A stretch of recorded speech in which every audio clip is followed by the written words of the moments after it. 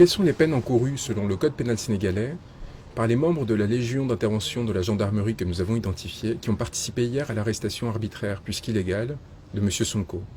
Comment savons-nous d'abord que cette arrestation était arbitraire?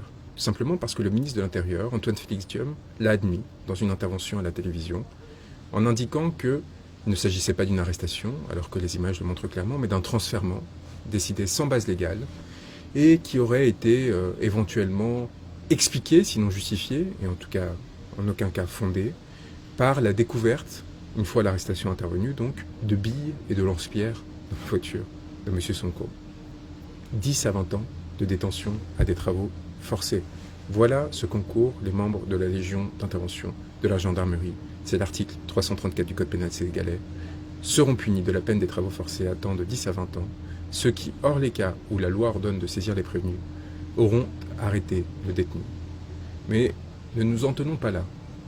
Et regardons ce qu'encourent les membres des forces de sécurité qui aujourd'hui, sans mandat, sans instruction judiciaire, empêchent M. Sonko de circuler librement, de voir ses proches, ses avocats et les membres de sa formation politique.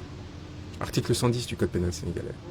Les fonctionnaires publics chargés de la police administrative ou judiciaire, qui auront refusé ou négligé de déférer à une réclamation légale tendant à constater les détentions illégales et arbitraires, partout où elles se déroulent, et qui ne justifieront pas de les avoir dénoncées à l'autorité supérieure, seront punis d'un emprisonnement de 5 à 10 ans et tenus de dommages et intérêts.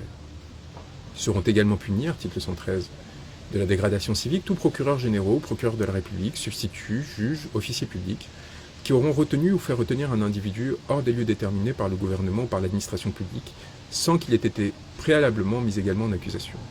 J'invite tous les Sénégalais à se rendre auprès du domicile de M. Sonko afin de relever les identités des membres des forces de sécurité qui, de façon illégale, l'empêchent de circuler librement, les prendre en photographie et prendre tout élément permettant de les identifier, et également leur faire lecture de ces articles de la loi sénégalaise, c'est-à-dire de l'expression de la volonté du peuple souverain.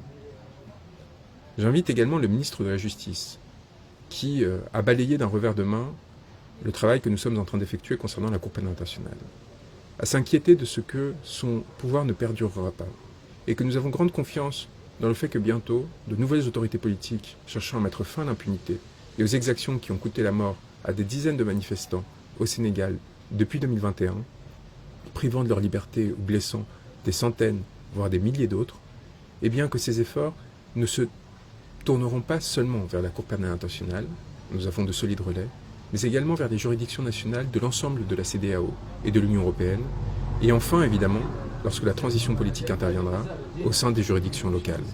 Et qu'à partir de là, ces inquiétudes devraient être un peu plus prononcées, car en tant que garde des Sceaux et ministre de la Justice, il a une responsabilité directe dans les exactions qui viennent d'être commises.